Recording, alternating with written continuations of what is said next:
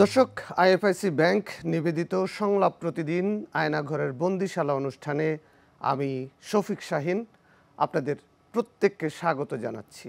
আশা করছি যে যেখানে আছেন ভালো আছেন, নিরাপদে আছেন। আমরা আমাদের এই অনুষ্ঠানে কথা বলি যারা বিগত দিনে গুমের শিকার হয়েছেন তাদের পরিবার সদস্যদের সাথে, যারা গুম ঘর থেকে ফেরত এসেছেন তাদের ভয়ঙ্কর অভিজ্ঞতার কথা আপনাদের সামনে তুলে ধরি। আমরা তুলে ধরি তাদের কথা যারা গুম, খুন প্রতিরোধ এবং মানবাধিকার লঙ্ঘনের বিষয়ে কাজ করছেন, তাদের সাথে কথা বলি।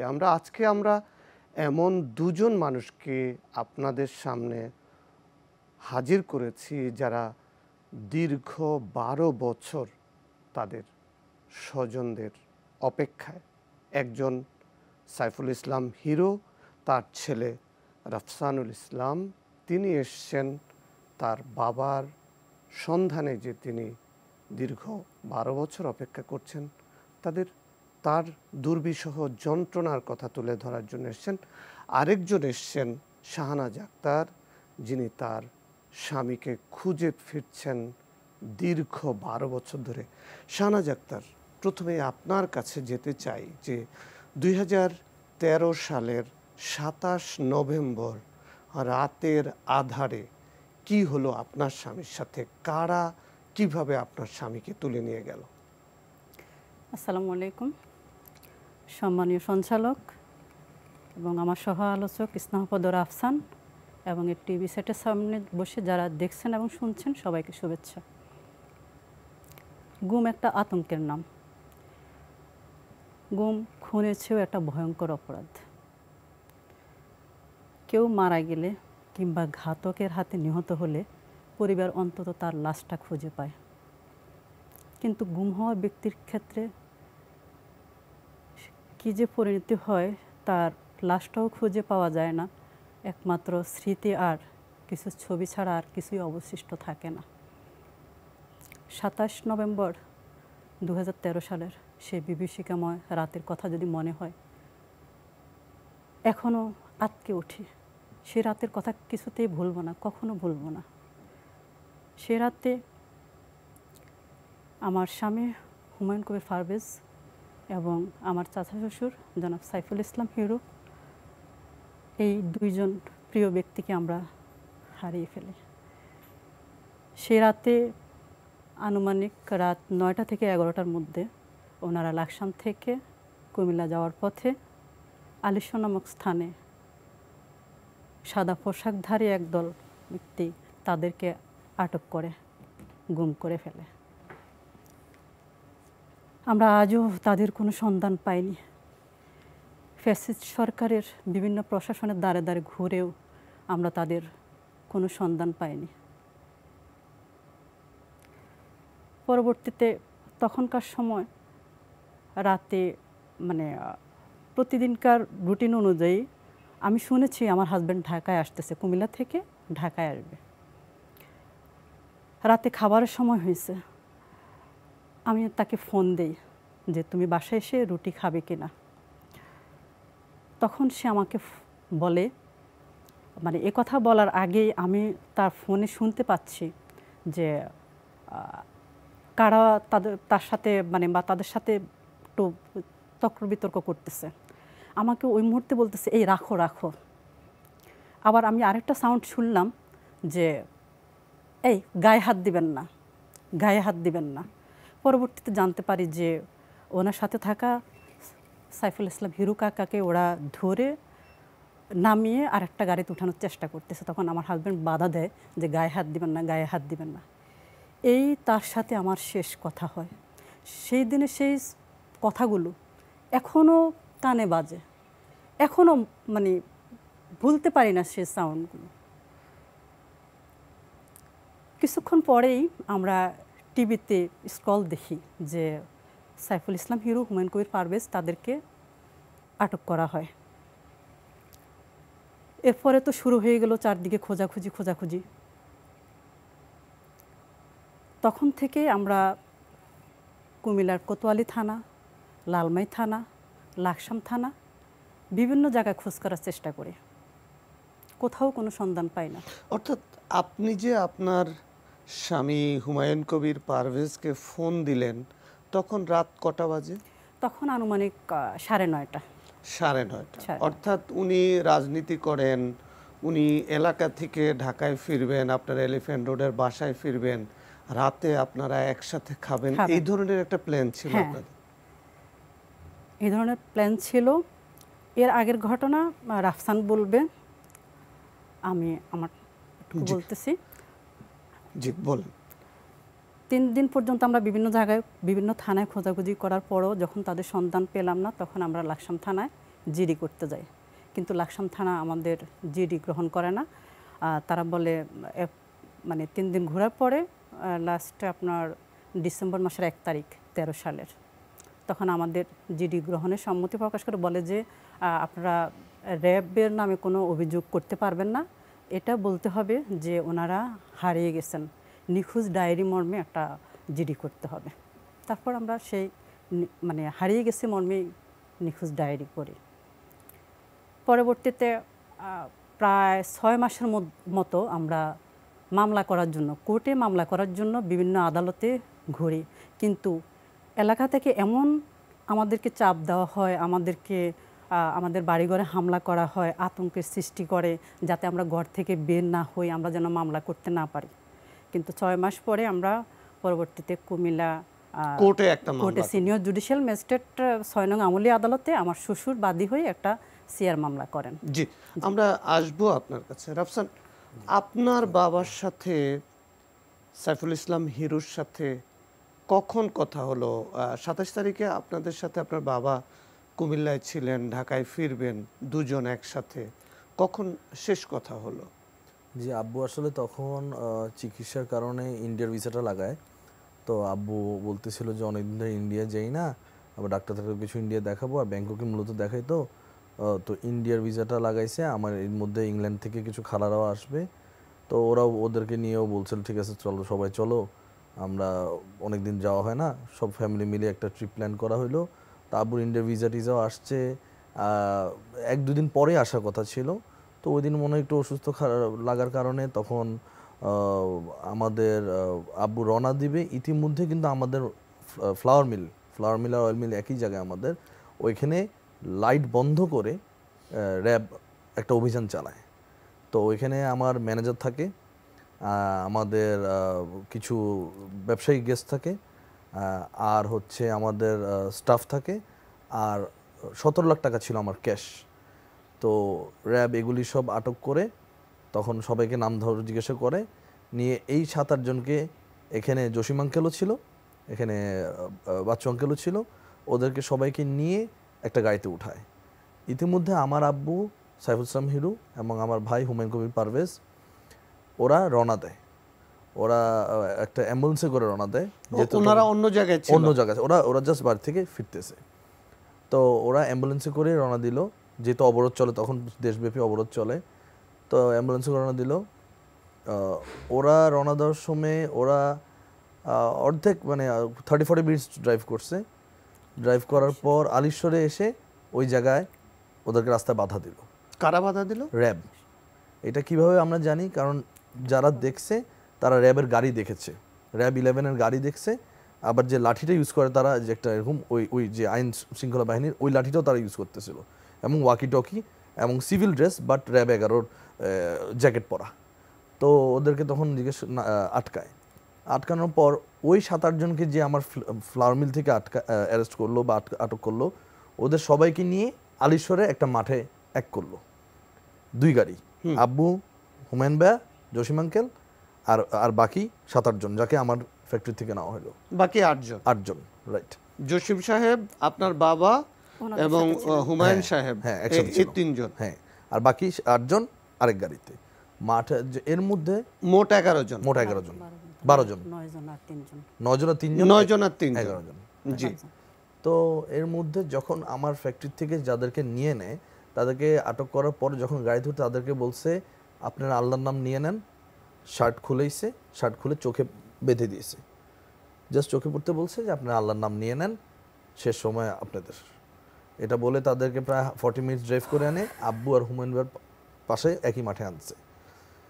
তো এর মধ্যে সবার তখন আবার শার্ট খোলে, চোখটা পট্টিটা খুলে সবাইকে তারা জিজ্ঞাসাবাদ করে, আপনি কে, আপনি কি করেন, আপনার পরিচয় কি, রাজনৈতিক পরিচয় কি, এই 3টা কোশ্চেন সবাইকে এক এক করে জিজ্ঞাসা করছে। তো এর মধ্যে আমরা বাকিদের থেকে যা শুনছি যে হুমায়ুন ভাইয়া বলছে যে আমি হুমায়ুন কবির পারভেজ, আমি বিএনপি পরিষদে আমার কাকা। তো আব্বুর পরিচয় দিচ্ছে সাইফুল ইসলাম হিরু, আপনারা থানায় দেখতে পারেন আমাদের অভিযোগ আছে নাকি, কোনো আমাদের নামে কোনো মামলা আছে নাকি না কোনো, এটা চেক করতে পারেন। তো এইটা এই কথা বলছে। তো এটার পরে সবার নাম জিজ্ঞাসা করার পর এই গাড়িতে 2 গাড়িতে এখানে জসিম আঙ্কেলকে ফিরিয়ে দিল। আব্বুর আর হুমায়ুন ভাইয়ের সাথে জসিম আঙ্কেল ছিল, জসিম আঙ্কেল ফিরে ওই গাড়িতে দিয়ে দিল। আর এই গাড়িতে শুধু আব্বু আর হুমায়ুন কবির পারভেজ আমার ভাই 2জন রয়ে গেল। এভাবে তখন আবার 1 ঘন্টা গাড়ি চালাইছে তারা, আবার 1 ঘন্টা গাড়ি চালাইছে তারা থানায়। তখন এই 9 জন, এই 9 জনকে থানায় তখন হ্যান্ডওভার করলো রাত 12টায়। আর তারা যখন চোখ খুলে দেখছে থানায়, তার সাথে সাথে প্রতিবাদ করছে যে হুমায়ুন ভাই আর হিরু ভাই তো আমাদের সাথে ছিল, ওরা কই? তখন ওসি খায়ের বলতেছে ঠিক আছে আমি দেখতেছি। তো এর মধ্যে যে ডিআইডি শাহজাহান আলী, তার ব্যাজ নাম্বার সহ তো জমা দিছে তাদের র্যাব 11, সে তো হ্যান্ডওভার দিতে হয়। তো সে তখন যখন জমা দিতেছে তখন একটা ফোন নাম্বার দিছে চিটে, ওসি খায়েরকে বলছে আপনি ফোনে কথা বলে নেন। এটা একটু কি বলছে, আর কিছু বলে নাই। এই ফোন নাম্বারটা কার এটা আমরা জানি না। কাকে কে ফোন নাম্বারটা দিল? ডিআইডি শাহজাহান আলী দিল ওসি খায়েরকে। আচ্ছা, যখন প্রতিবাদ করছে বাকি 8-9 জন, যে বাকি দুজন কোথায়? আমাদের সাথে অ্যারেস্ট হলো হিরু ভাই আর হুমায়ুন ভাই। ওনারা তো বড় নেতা। হ্যাঁ, ওরা তো বড় নেতা, তো ওরা তো আমাদের সাথেই ছিল। তো তখন এই চিট একটা ফোন নাম্বার দিল ওসি খায়েরকে। সে ওসি খায়ের তখন বললো আচ্ছা ঠিক আছে। তো তারা তারপরে আমরা তো যাই না থানা থেকে, যেটা ওই যে আমাদের যারা এসছে তারা বললো যে কথা বলে তারপর রেখে দিল। তারপরে যখন আমরা জিজ্ঞেস করতেছি হিরু ভাই হুমায়ুন ভাইকে, বলে আমি জানি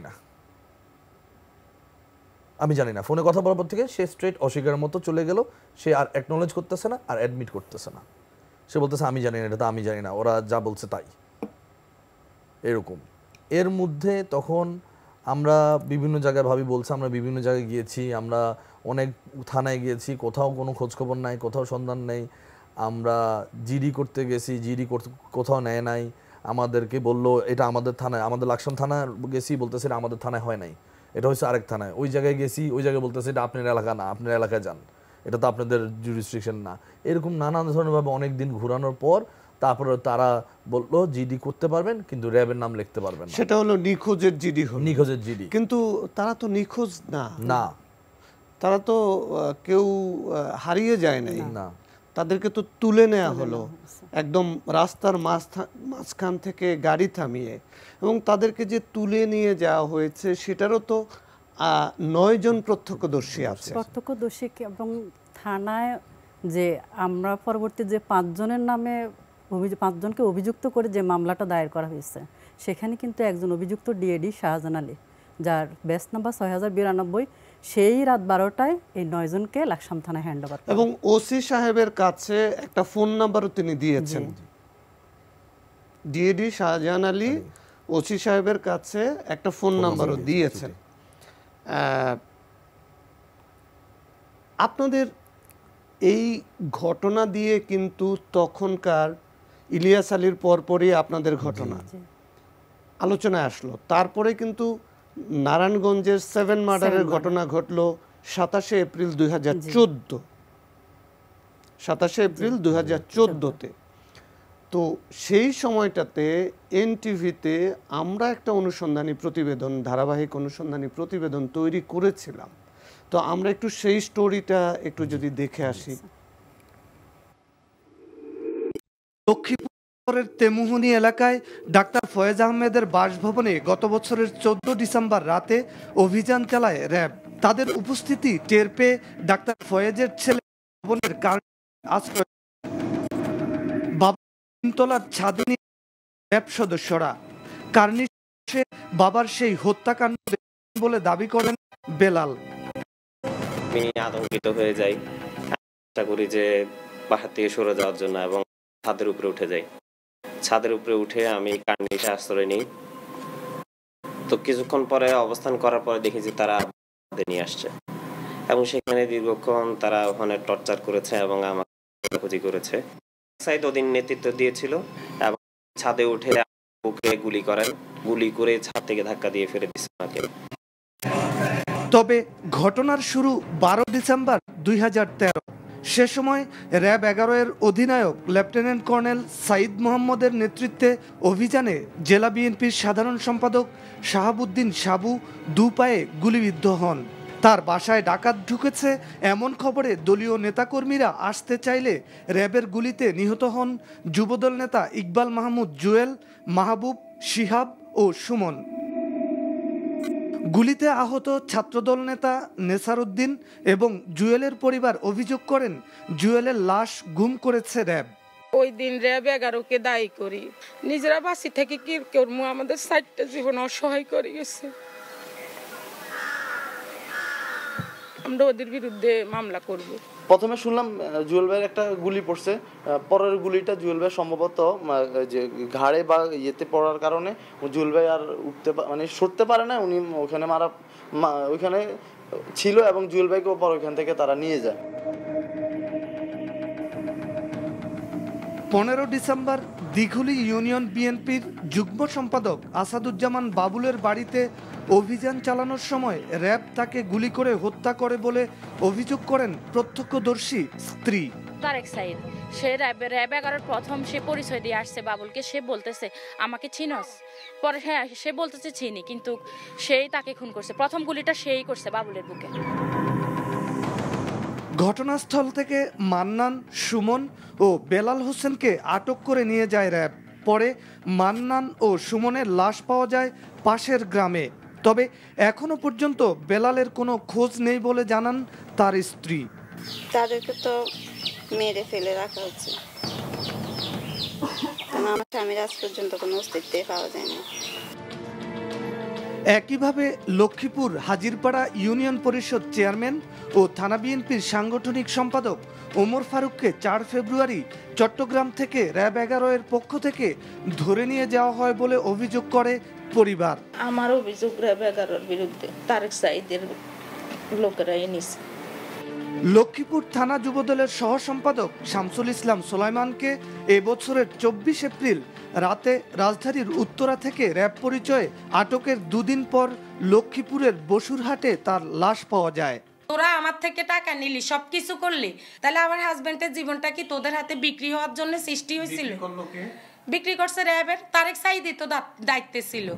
কুমিল্লার লাকসাম থেকে আটক হওয়া বিএনপির সাবেক সংসদ সদস্য সাইফুল ইসলাম হিরু এবং পৌর বিএনপি সভাপতি হুমায়ুন কবির পারভেজ গুম হওয়ার ঘটনা ঘটে।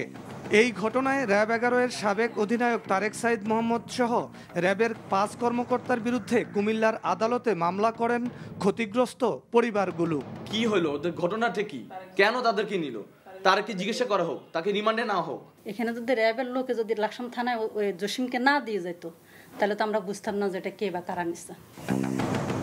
আর নারায়ণগঞ্জের সিদ্ধিরগঞ্জের যুবলীগ নেতা মোহাম্মদ ইসমাইলের অপহরণের খবরও তারেক সাইদ জানেন বলে অভিযোগ করছে পরিবার। আপনার স্বামীরা পাইতে হলে 2 কোটি টাকা লাগবে। 2 কোটি টাকা স্যার আমি কোত্থেকে জোগাড় করব? কে বলছে? তারেক সাইদ সিউ। 2 কোটি টাকা লাগবে, 2 কোটি টাকা নিয়ে আসবেন, কিন্তু এই কথা কারোরে জানাইতে পারবেন না। জানান আপনার স্বামীর লাশও পাইবেন। আমার শাশুড়ি জায়গা বিক্রি করছিল, ওইখান থেকে আমার গহনাগাটি বউয়ের পনে যে যা পার জোগাইয়া 1 কোটি টাকার মতন জোগায়। পরে আপনার 1 কোটি টাকা নিল না? অবশ্য স্বরাষ্ট্র প্রতিমন্ত্রী বলেছেন, তদন্তে যদি র্যাব সদস্যদের জড়িত থাকার প্রমাণ পাওয়া যায় তাহলে ক্ষতিগ্রস্ত মানুষগুলোর পাশে দাঁড়াবে সরকার। এগুলি সবই ব্যক্তি বিশেষের মানে অবহেলা বলেন, দুষ্কর্ম বলেন, দুঃসাহস বলেন, এগুলো এই ঘটনা ঘটছে। যেগুলি মানে এখন লোকে মুখে আসতেছে সেগুলো আমরা এগুলো খতিয়ে দেখছি এবং এগুলো যদি সত্য হয় তারও বিচার হবে।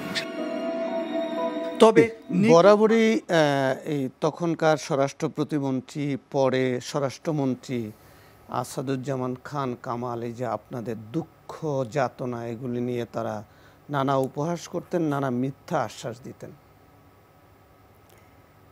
এটা খুবই আসলে বেদনাদায়ক ব্যাপার যে দেশের দায়িত্বশীল যারা আছেন তাদের মুখ থেকে এমন উপহারজনক কথা শুনলে আমাদের আসলে আর কিছু করার থাকে না। আমরা বিচার কার কাছে চাইব? রাষ্ট্রই যখন রাষ্ট্রযন্ত্র দিয়ে হত্যাযজ্ঞ চালায়, গুম খুনের মতো নিকৃষ্টতম অপরাধের সাথে জড়িত থাকে, তখন আর বিচার চাওয়ার মতো জায়গা থাকে না। আমরা যে নালিশি মামলাটা করলাম, এই মামলাটা তদন্তের ভার পড়ে তখন লাকসাম থানার ওসির উপরে।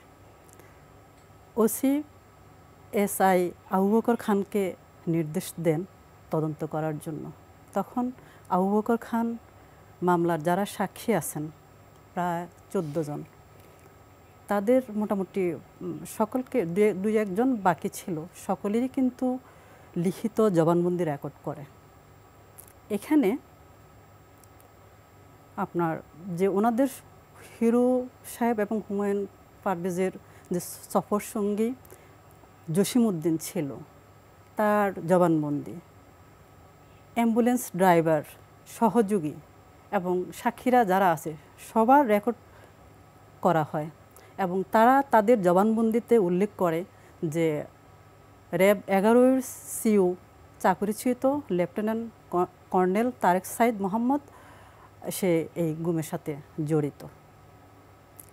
এবং আমরা দেখি, আপনারা দেখবেন যে নারায়ণগঞ্জে 7 মার্ডারের পরে তারেক সাইদ কিন্তু তার ফৌজদারি কার্যবিধি আইনের 166 ধারার বিধান মতে সে কনফেশন দেয় যে নারায়ণগঞ্জ, নোয়াখালী, লক্ষ্মীপুর, কুমিল্লার যত গুম খুন এবং অপহরণের ঘটনা ঘটে সে কিন্তু এর সাথে জড়িত। আমরা বিভিন্ন পত্রপত্রিকায় কিন্তু এটা দেখেছি। এত সাক্ষ্য প্রমাণ থাকার পরেও তদন্তকারী অফিসাররা কখনোই তাদেরকে জিজ্ঞাসা করে নাই। জি রাফসান, আপনার বাবা এবং আপনার ভাইকে যে গুম করা হলো, কি কি সাক্ষ্য প্রমাণ আপনাদের কাছে আছে? সেই রাতে তো আরও 9 জনকে তুলে নেওয়া যাওয়া হয়েছিল। জি, আমাদের সাক্ষ্য প্রমাণ হয়েছে। আমাদের প্রথমে মনে করেন যখন আমাদের ফ্যাক্টরিতে অভিযান চালায়, আমাদের ওয়ার্কার যারা আটক হয় নাই তারাও পর্যন্ত দেখেছে যে র্যাবের গাড়ি, র্যাবের ওয়াকি টকি, র্যাবের লাঠি, আর্মড, ওরা যখন অভিযান চালিয়ে ওরা সবার মোবাইল নিয়ে নিল। মানে এক প্রকারের ডাকাতির মতো শুরু করে দিল। তারা সবার মোবাইল নিয়ে নিল, আমাদের ক্যাশ 17 লাখ টাকা নিয়ে গেল, মানুষ সবাইকে আটক করলো। মানে কাউকে জিজ্ঞেসও করে না আপনি কে বা কি, জাস্ট বলছে সবাইকে উঠতে হবে। হ্যান্ডকাফও পরাইলো না, অ্যারেস্ট করলে তো হ্যান্ডকাফও পরাইলো না, জাস্ট গাড়িতে সবাইকে নিয়ে উঠাইলো। তা আমার ওয়ার্কাররা দেখেছে এখানে। 2 নম্বর, যখন এখান থেকে ওরা সবাই হালিশহরে নেওয়া হইলো ওদেরকে, তো এর মধ্যে গাড়িতে কথাবার্তা শুনেছে। গাড়িতে তারা কিছু মানুষের ব্যাজ নাম্বার দেখতে পারছে, কিছু ব্যাজ নাম্বার ছিল, নাম ছিল, এগুলি দেখতে পারছে এই 9 জন। এর মধ্যে আব্বু, হুমায়ুন ভাইয়া আর জসিম আঙ্কেল যে অ্যাম্বুলেন্সে রওনা দিয়েছে, অ্যাম্বুলেন্সের ড্রাইভারও ছিল, সহকারীও ছিল। তো ওইখানে তারা রাস্তার মাঝখানে আটকিয়ে অ্যাম্বুলেন্স ড্রাইভারকে অনেক মারধর করে। তারা পুলিশের লাঠিটা, যে আইন শৃঙ্খলা বাহিনীর যে লাঠিটা ওইটা ইউজ করে আর অনেক মারধর করে, তার হাত পা ভেঙে দেয়। মানে তাকে মারধর করার কারণটা কি? তাকে মারধর করার কারণটা হচ্ছে তাকে যখন আটকায় তখন তাকে মারতেছে আর বলতেছে কি তুই কি অ্যাম্বুলেন্স চালাস, তুই বিএনপি নেতাকর্মীদেরকে পার করস, তুই বিএনপি নেতাকর্মীদের গাড়ি চালাস কেন, এটা বলে ওকে মারা শুরু করছে।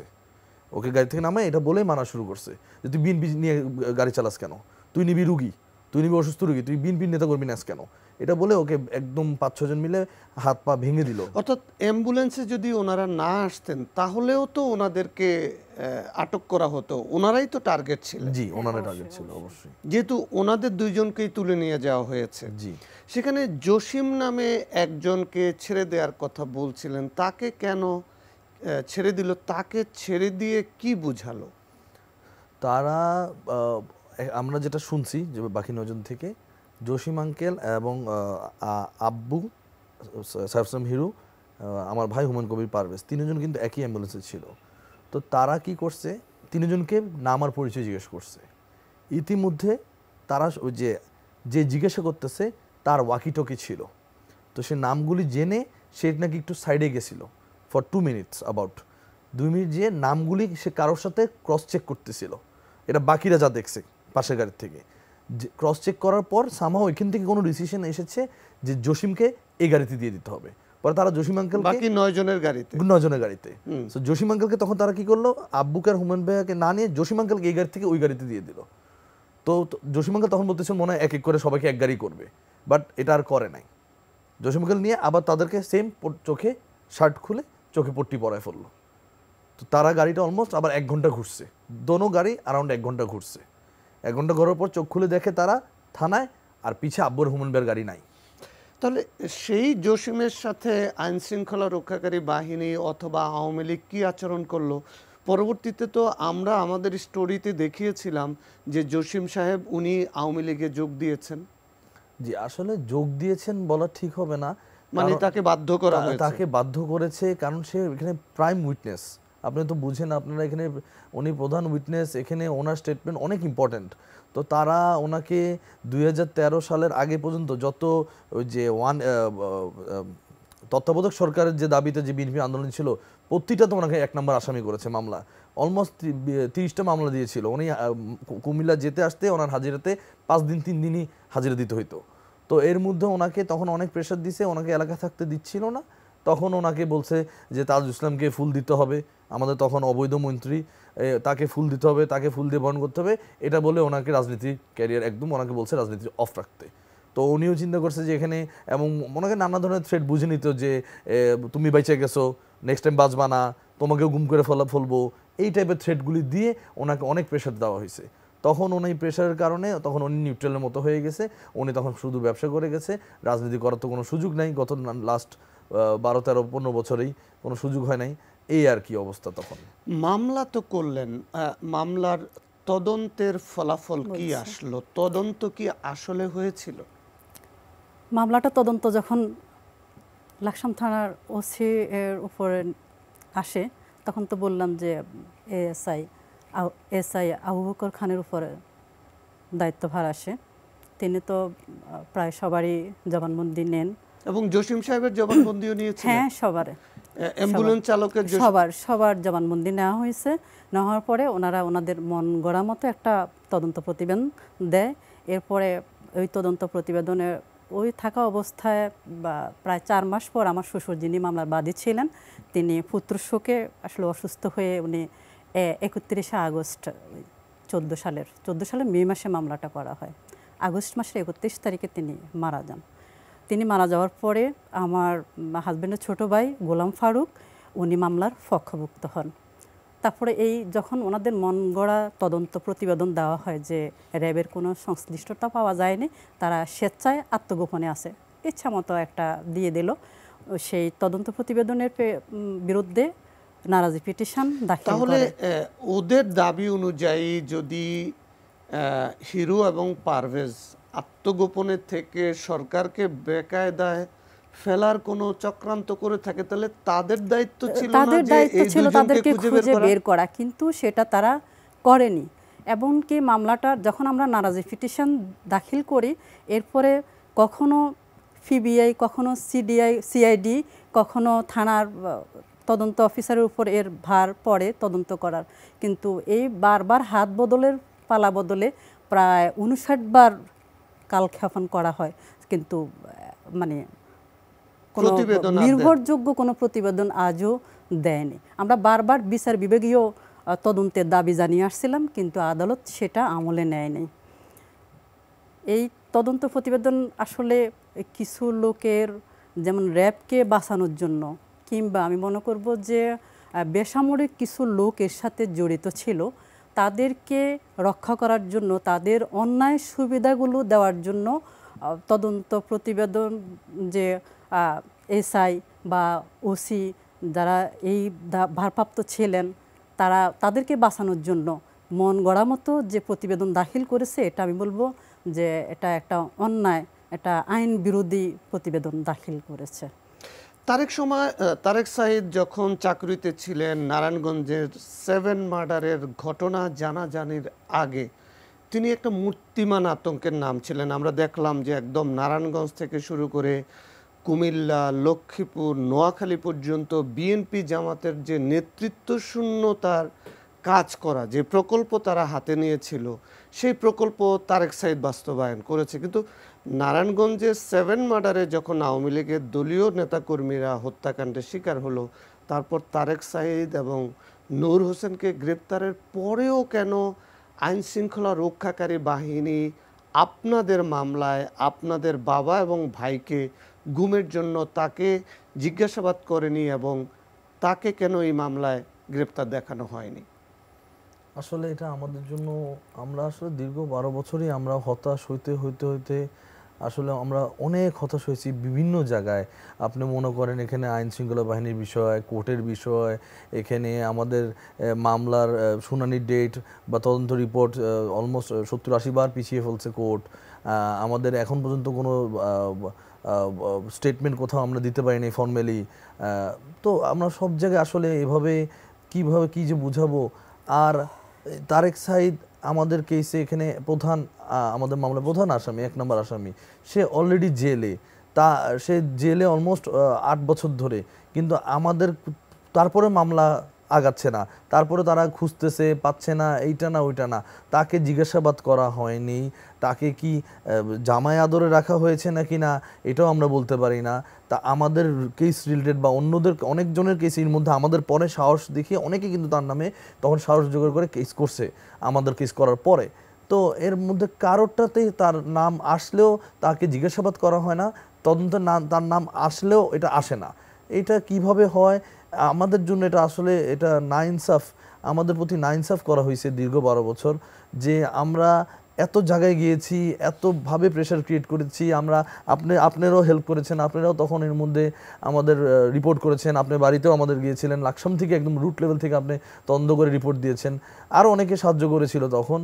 কিন্তু তারপরেও দেখা গেল যে ওই আমাদের কিছু অবৈধ মন্ত্রী, তখন হাসান মাহমুদ বলতেছে, তথ্যমন্ত্রী ছিল, উনি বলল যে এরা সবাই আত্মগোপনে আছে, এরা কেউই গুম হয় নাই, এরা সব বিএনপি, এরা সরকারকে চাপ মিসলিড করার জন্য এরা নাকি ইয়া হয়ে আছে। তাহলে তো এটা তাদেরই দায়িত্ব ছিল যে তারা বের করবে। আমরা তখন রিকোয়েস্ট করলাম যে ঠিক আছে, তারা যদি আত্মগোপনে থাকে আপনারা বের করে আনেন, আমরা তো খুঁজে পাচ্ছি না, নিখোঁজ ধরেন, নিখোঁজ ধরে আমাদের। আপনি বলছিলেন শাহনাজ আক্তার যে আপনার স্বামী এবং আপনার চাচা শ্বশুর এই দুইজনকে অপহরণ এবং গুমের সাথে বাহিনী এবং বেসামরিক নাগরিক জড়িত। এই বেসামরিক নাগরিক বলতে আপনি কাকে বা কাদেরকে বুঝিয়েছেন? বেসামরিক ব্যক্তি বলতে এটা আমি বুঝবো যে স্থানীয়ভাবে আমাদের যে আসলে ওনাদেরকে তো গুম করা হয়েছে একমাত্র ভিন্ন মতের রাজনীতি করার কারণেই। আমি বলবো যারা বিরোধী দলের বিরোধী যে তৎকালীন আওয়ামী যে রাজনীতি করত, তাদের রাজনৈতিক মাঠ একদম নেতাশূন্য করার জন্য, রাজনৈতিক প্রতিহিংসাবশত আমি মনে করব যে তাদের দুজনকে গুম করা হয়। এবং এখানে আরও কিছু লোক জড়িত আছে যারা ইনফরমেশন দিয়ে তাদেরকে হেল্প করেছে, বা কেউ কেউ হয়তো বিরাট অঙ্কের অর্থেরও যোগান দিয়েছে। না হলে কিন্তু এত বড় ঘটনা এটা ঘটা সম্ভব না। অর্থের যোগান দিয়েছে, ইনফরমেশন দিয়েছে। আমি বলবো যে এসবের পিছনে রাজনৈতিক প্রতিহিংসায় বশতই করা হয়েছে। কে করলো এটা? এখানে যারা তখন আওয়ামী লীগের রাজনীতি করত, যারা হিরো এবং হুমায়ুনের রাজনৈতিক প্রতিদ্বন্দ্বী ছিল, তারাই করেছে। পরবর্তীতে তিনি বড় নেতা হয়েছেন, মন্ত্রী হয়েছেন। আমি এটা স্পেসিফিক আসলে নাম বলতে চাই না, আমাদের মামলার মধ্যে আছে, এটা উল্লেখ করা আছে। আমার চাচি রাফসানের আম্মু, ওনার স্টেটমেন্টও উনি উল্লেখ করেছেন কারা এই ঘটনার সাথে জড়িত ছিল। জি, 12 বছর ধরে বাবার স্পর্শ পান না, বাবাকে ডাকতে পান না, কাছে পান না। কি বলেন নিজেকে নিজে? আপনার আরো বোন আছে, আপনার মা শুনলাম যে অসুস্থ। আমরা 12 বছর প্রতি মিনিট প্রতি ঘন্টা আসলে অপেক্ষায় থাকি। যখনই কোনো আননোন নাম্বারের ফোন আসে এখনও মনে হয় আশায় থাকি। যখনই বাসার কলিং বেল বাজে তখনই মনে হয় আশায় থাকি। যখনই বাসায় ইন্টারকম বাজে তখনই মনে হয় নতুন গার্ড চিনে না হতে পারে আব্বুকে, আসতে দিচ্ছে না। আমরা এখনও কিন্তু ওই আশাই থাকি সবসময়। কখনো কলিং বেল দিলেও মানে আমরা প্রথম 3-4-5 বছর তো ঘুমের থেকেও হইলে দৌড়ে যে দরজা খুলছি যে আব্বু আসলো নাকি, এই আসলো কোনোদিন হইতে পারে তারা এসে পড়ছে বাসায়, এই আশা আমরা সবসময় ছিলাম। যত সময় যায় আমাদের মনোবল আসলে ভাঙে না, কিন্তু আমাদের সবসময় যত সময় যায় আমাদের বাস্তবতার সাথে আরও মিলিয়ে নিতে হয়। 12 বছর আব্বু একটা হার্টের রুগী, ডায়াবেটিস, ওষুধের ব্যাপার, একটা মানুষের খাওয়া থাকার ব্যাপার, কি আয়না ঘরে আমরা যা বর্তমানে যা শুনতেছি মানুষের থেকে, আপনাদের সত্যিও দেখছি মানুষের বর্ণনাগুলি, এরকম 7x7, 5x5 এরকম রুমে একটা হার্টের রুগী থাকা, এরকম mental stress, mental torture, physical টর্চারের মধ্যে 12 বছর অনেক সময়। এটার মধ্যে কিভাবে কি ওই স্ট্রেংথ, ওই ফিটনেস সব মিলিয়ে ওইটাও ওইটাও সায় দেয় না। আবার সবসময় আবেগেও কাজ করে যে না, তাদের কিছু হয় নাই, তারা কোনো দিন আমাদের কাছে ফিরে আসবে। আমরা এখন বিচারের জন্য খুঁজতেছি, সবার কাছে যাচ্ছি, আমরা সরকারের কাছে চাপ দিচ্ছি। আবার মনে ভয়ও লাগে একটা যে বিচার বলতে আমরা কি ধরে নিছি তারা আসবে না, যে তারা ফিরবে না আমাদের মাঝখানে। আমরা বিচার খুঁজতেছি, তাদেরকে না খুঁজে আমরা তাদেরকে চাই আগে, বিচার পরে আমরা তাদেরকে আমাদের মাঝে ফিরে চাই। এটা আমাদের মূল টার্গেট আসলে, যে আমরা তাদেরকে আমাদের মাঝে ফিরে চাই। শাহনাজ আক্তার, হুমায়ুন কবির পারভেজ একই সাথে আপনার স্বামী, আবার আপনার 3 সন্তানের জনক। 5ই আগস্টের পর আমরা দেখলাম যে 5 বছর 8 বছর পরে আয়নাঘর থেকে কেউ কেউ ফেরত আসছে। আপনার সন্তানেরা আপনাকে কি বলে বা আপনি সন্তানদেরকে কি বলেন? 5 আগস্ট বৈষম্য বিরোধী ছাত্র গণ আন্দোলনের ফলে যে স্বৈরাচার সরকারের পতন হলো, সেই পতনের 5 আগস্টের পর দিন 6 আগস্টে আমরা বুকে অনেক আশা নিয়ে আয়নাঘরের সামনে হাজির হই, ডিজিএফআর অফিসের সামনে, যেখানে আয়নাঘর নামে খ্যাত। আমরা পরপর 2 থেকে 3 দিন ওখানে যাই, শুধুমাত্র আমাদের স্বজনদের একটা খোঁজ পাওয়ার জন্য। আমার ছেলে মেয়েও যায়, রাফসানের বংশ, সিনথিসও আমরা সবাই যাই ওখানে। ওরা ডিজিএফ অফিস থেকে বলে যে আমরা প্রথমে অস্বীকারই করে যে আমরা এই ব্যাপারে কিছু জানি না, পরে আবার আমাদেরকে আশ্বস্ত করে যে আমাদের যিনি সিনিয়র অফিসার আছেন ওনার সাথে আপনারা কন্ট্যাক্ট করেন, উনি আপনাদেরকে বলতে পারবে। পরবর্তীতে আমরা ওনার ওই অ্যাসিস্ট্যান্টের নাম্বার দেওয়া হয় আমাদেরকে, কিন্তু ওনার সাথে কোনো আসলে শিডিউল আমরা করতে পারি নাই। পরবর্তীতে মায়ের ডাকের পক্ষ থেকে ডক্টর মোহাম্মদ ইউনূসের সাথে দেখা করেন, উনি আশ্বস্ত করেন যে আমরা যদি আপনাদের এই গুমের বিচারই যদি না করতে পারি তাহলে আমরা এই সরকারের আশাটাই আমাদের ব্যর্থ হয়ে যাবে। তারপর অনেকটা আশায় ছিলাম এতদিন। এর মধ্যে আয়নাঘরে থেকে বিভিন্ন যারা ফিরে এসেছেন তাদের করুণ কাহিনী যখন শুনি তখন নিজেকে আর আসলে ঠিক রাখতে পারি না যে আমাদের এই স্বজনদের বেলাও কি এমন হয়েছে, তাদের পরিণতি কি হয়েছে, আসলে তারা আজও কি বেঁচে আছেন নাকি মারা গেছেন, এই যে তথ্যটুকু জানার আকাঙ্ক্ষা প্রতিদিন আমাদেরকে কুড়ে কুড়ে খাচ্ছে। 27 নভেম্বর 2013 আপনি কি আপনার স্বামীর জন্য রুটি বানিয়েছিলেন? হ্যাঁ, উনি তো ঢাকা আসলে যেহেতু ওনার ডায়াবেটিস ছিল, উনি রাতে সবজি রুটি খেতেন। আমরা ওনার আসার মানে যখন ফোনে জানতে পারি যে উনি আসবেন আজকে, তখনই ওনার জন্য রুটি সবজি রেডি করা হয়।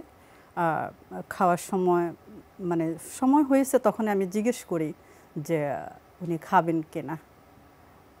ওই ফোন কলের মধ্যেই তখন এই শব্দগুলো শুনতে পাই, যে শব্দগুলো এখনো কানে বাজে, খুবই সেই শেষ শব্দ। হ্যাঁ, সেই শেষ শব্দ। আপনার স্বামীকে এই দীর্ঘ 12 বছরে আপনি আর তার কোনো সেবা করা, তাকে খাওয়ানোর সুযোগ পেলেন? না, সুযোগ হয়নি আর। কিন্তু প্রতিনিয়তই মনে হয়েছে যে আজ বুঝি ফিরে আসবেন, কাল বুঝি একটা খবর পাবো। তখনকার যে এমন সিচুয়েশন ছিল যে আসলে কেউ মুখ দিয়ে আওয়াজ তুলবে কোনো ব্যাপারে, তারও কোনো সুযোগ ছিল না। এর মধ্যে গোপনে গোপনে আমাদের বাসায় আমাদের সাথে দেখা করার জন্য অনেক আত্মীয় স্বজন আসতে থাকে, অনেকে আসে। কিন্তু যখন বুধবার রাতে তারা আটক হয়, বৃহস্পতিবার আমরা অপেক্ষা করি যে আসলে আইনে আছে যে 24 ঘন্টার ভিতরে কোনো আটক ব্যক্তিকে আদালতে হাজির করতে হবে, কিন্তু সেই আইনও লঙ্ঘন করা হয়, তাদেরকে হাজির করা হয়নি।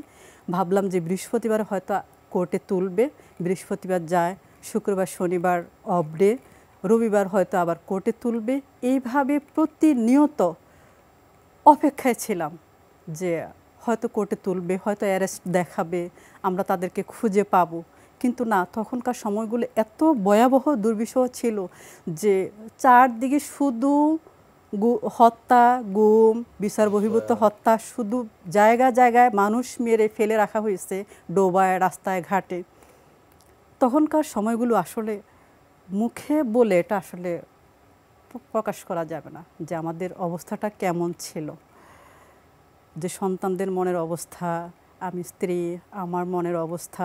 আপনি তো কোথাও বলতেও পারছেন না যে আপনি একজন গুম হওয়া স্বামীর স্ত্রী, আপনি তো বলতেও পারছেন না যে আপনি একজন গুম হওয়া বাবার সন্তান। এটা তো একটা মানুষের পরিচয় হতে পারে না। এটা আসলে, এবং আপনাদের তো জীবনটা এক জায়গায় স্থির হয়ে আছে।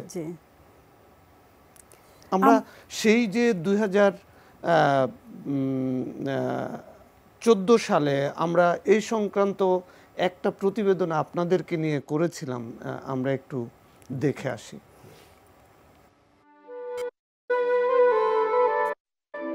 সময় যতই গড়াচ্ছে ততই আইনশৃঙ্খলা রক্ষাকারী বাহিনীর পরিচয়ে তুলে নেয়ার পর গুমের তালিকা হচ্ছে দীর্ঘ থেকে দীর্ঘতর।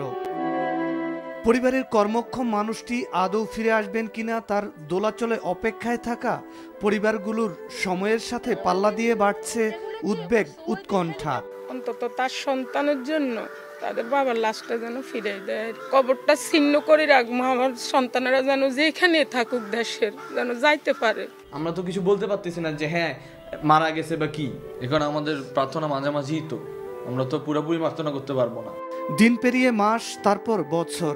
প্রিয় মানুষটির মুখ দেখা তো দূরে থাক, তিনি আদৌ বেঁচে আছেন কিনা তা যখন জানতে পারছেন না স্বজনরা, তখন জীবনকে টেনে নিয়ে যাওয়ার আরেক বাস্তবতার মুখোমুখি তারা। বহুদিন হলো পরিবারের হালধরা মানুষটি লাপাত্তা হয়ে যাওয়ার পর তার রেখে যাওয়া সহায় সম্বলেও হাত দিতে পারছেন না অনেকে। অনেক পরিবারে তো অর্থের অভাবে সন্তানের লেখাপড়া চালিয়ে যাওয়াই দায় হয়ে পড়েছে। আমি কি করবো এই ছেলে মেয়েকে নিয়ে, কিভাবে চালাবো ওদেরকে?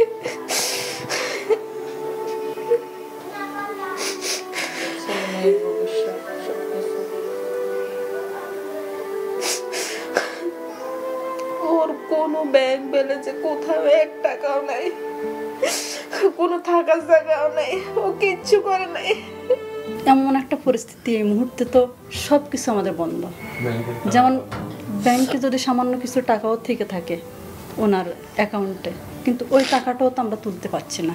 এই মেয়েটা মাসে 1000 টাকা করে ইন্স্যুরেন্স থেকে পাইবো, কিন্তু এখন তাও পাইতেছে না একটা ডেথ সার্টিফিকেটের জন্য। উপার্জনক্ষম লোকটাই তো নিয়ে এসে অফিশিয়াল কোনো কাজ করতে গেলে একটা ডেথ সার্টিফিকেট লাগবে, একটা লাগবে, কিন্তু আমাদের তো কোনো কিছু নাই, তো গুম।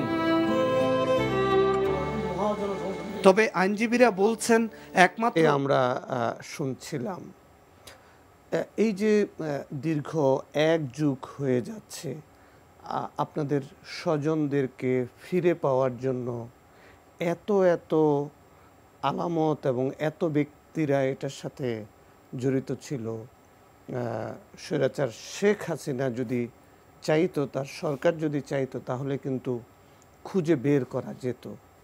এখন এই যে একটা পরিস্থিতি তৈরি হয়েছে, এখনকার বাস্তবতায় তো এটা সহজ। কোথায় কোথায় যাচ্ছেন, কি কোনো কার্যকর উদ্যোগ কি দেখতে পাচ্ছেন? জি, আমরা এর মধ্যে 5 তারিখের পরে মূলত যে বিষয়টা 5 তারিখের পরে আমাদের এখানে আমরা একটু হলেও আশাবাদী, কারণ আমরা এই ইন্টারিম গভর্নমেন্ট থেকে শুনতেছি তাদের ওয়ান অফ দ্য মেইন কাজ হবে যেগুলি যে এক্সট্রাডিউশন কিলিং বা অর্থাৎ গুম, এগুলি নিয়ে তারা অনেক কাজ করবে। তারা গুম কমিশন ফর্ম করেছে। এর মধ্যে আমরা এর মধ্যে আমাদের লিখিত অভিযোগ, আমাদের documents, news paper cutting, clipping সব সহ আমরা আমাদের অভিযোগগুলি লিখিত ফর্মে আমরা গুম কমিশনে দিয়েছি। তারপর আমাদের রিসেন্টলি জাস্ট একটা কিছুদিন আগে আমরা গেলাম, তারা শুনানির মতো করেছে। তারা সব শুনলো, বলল, সব দেখলো। তারা দেখে বলল যে আপনার যেহেতু মামলা করা আছে কুমিল্লা কোর্টে, তো হ্যাঁ, তো কোর্টে মামলা করা আছে, এখন লাস্ট 10 বছরে কোর্টের যে আদেশগুলি ছিল এগুলি উঠাইতে বলছে। তারা ওগুলি দেখতে চাচ্ছে এবং তারাও খুব হতাশা প্রকাশ করেছে যে মানে 8-9 বছর 10 বছর হয়ে গেছে, এখানে 70-80 বার টাইম পিছানো হয়েছে, এখানে কোনো তদন্ত কোনো রিপোর্টই হয় নাই বলতে গেলে। সাগর রুনি হত্যা মামলা যেভাবে একের পর এক রাইট প্রতিবেদন দেওয়ার জন্য টাইম কিল করা হয়েছে, আপনাদের মামলাটাও কি সেম? সেম, আমাদের মামলাটা সেম। আমাদের একবার পিবিআই, একবার সিবিআই, একবার সিআইডি, জাস্ট এগুলি করতে করতেই অলমোস্ট 10 বছর চলে গেল। এর মধ্যে কোনো লিখিত রিপোর্ট, কোনো জমা রিপোর্ট কোনো কোর্টকে কেউই দেয়নি। যাকেই দেওয়া হয় সেই সময় কিল করে, time kill, just time kill করতে করতে আমাদের সবগুলি বিষয়, সব স্বপ্ন, আমাদের আশা সবগুলি আসলে তারা এভাবেই মানে কি বলবো আটকিয়ে রেখেছে। গুম কমিশনে কি তথ্য উপাত্ত আপনারা তুলে ধরেছেন আপনাদের স্বজনকে ফিরে পাওয়ার আশায়? যেহেতু আমাদের একটা নারিশি মামলা আগেই দায়ের করা ছিল, ওই মামলার যতগুলো ডকুমেন্টস, পেপার কাটিং, দীর্ঘ 10-11 বছরের যেসব পেপার কাটিংগুলো ছিল, আমরা বিভিন্ন সময় মানববন্ধন বা বিভিন্ন সভা সেমিনার করেছি, বিভিন্ন জায়গায় খোঁজ করেছি, বিভিন্ন প্রশাসনের বিভিন্ন ডিপার্টমেন্টে আমরা খোঁজ করেছি, তাদের সমস্ত ডকুমেন্টসগুলো আমরা আমাদের এবং তদন্ত কমিশন থেকে আরও অন্যান্য যা যা রিপোর্ট আমাদেরকে দাখিল করতে বলে আমরা তার সমস্ত কিছুই তদন্ত কমিশনে আমরা দাখিল করি। আপনারা কি নারায়ণগঞ্জের 7 মার্ডারের যে মামলায় তারেক সাঈদ র্যাব 11-এর সাবেক অধিনায়ক, তিনি যে জবানবন্দি দিয়েছেন, 164 করেছেন, সেটার কোনো ডকুমেন্টস কি আপনারা পেয়েছেন বা সেটা তুলেছেন কিনা? সেটা আসলে তখনকার বিভিন্ন পত্রপত্রিকায় এটা প্রকাশিত হয়েছিল। এটা আমাদের আসলে যে আমরা নারাজি পিটিশন করি বা আমাদের মামলায় তখন উল্লেখ আছে কথাটা। অর্থাৎ ওইটাও আপনাদের এই মামলা একটা এভিডেন্স হবে? জি, একটা এভিডেন্স হবে। এখন আপনাদের আর কি কি কার্যক্রম আপনারা পরিচালনা করবেন? এখন তো ওই মামলা গুম কমিশনে আমরা আবার আরেকটা মামলা আরেক সেট পেপার ওনাদের কাছে জমা দেই। তারপরে ওনারা বলছে কথা যে আগের মামলার 10 বছর 11 বছরের যতগুলো আদেশ হয়েছিল তার সমস্ত নকল এবং আর যা যা ডকুমেন্টস এখানে জমা দিতে বলছে। একটা শুনানি হয়েছিল, তারপরে ওই মামলার আই উইটনেস যে জসিমউদ্দিন, তারও জবানবন্দি রেকর্ড করা হবে বলছে, করবেন, এগুলো তো আছেই। তারপরে ওনারা আমাদেরকে একটা সাজেস্ট করলো যে আপনারা ইন্টারন্যাশনাল ট্রাইব্যুনালে আর একটা মামলা দাখিল করেন। কি চাওয়া আপনাদের এখন? আমাদের দীর্ঘ 11 বছর প্লাস আমাদের চাওয়া, আমাদের সবসময় চাওয়া ছিল আমার বাবা এবং আমার ভাইকে খুঁজে পাওয়া। আমাদের সবসময় চাওয়া, আমাদের বিশ্বাস থাকবে, আমাদের চাওয়া থাকবে সবসময় তাদেরকে, তাদের সন্ধান, তাদেরকে চাওয়া, তাদেরকে ফিরে পাওয়া। আর একান্ত যদি তাদেরকে আমরা ফিরে না পাই, কি হইলো তাদের সাথে, কি কেন হইলো, কিভাবে হলো, তাদের শেষ পরিণতি কি ছিল, তাদেরকে কেন আটক করা হলো, কার নির্দেশে করা হলো, কারকে দ্বারায় করা হলো, এটা আজকে আমাদের অনেক খারাপ লাগে শুনতে। যখন আমি টোকে দেখতেছিলাম আপনাদের যে ক্লিপটা, যে এখানে 2 কোটি টাকা চাচ্ছে, 1 কোটি টাকা চাচ্ছে।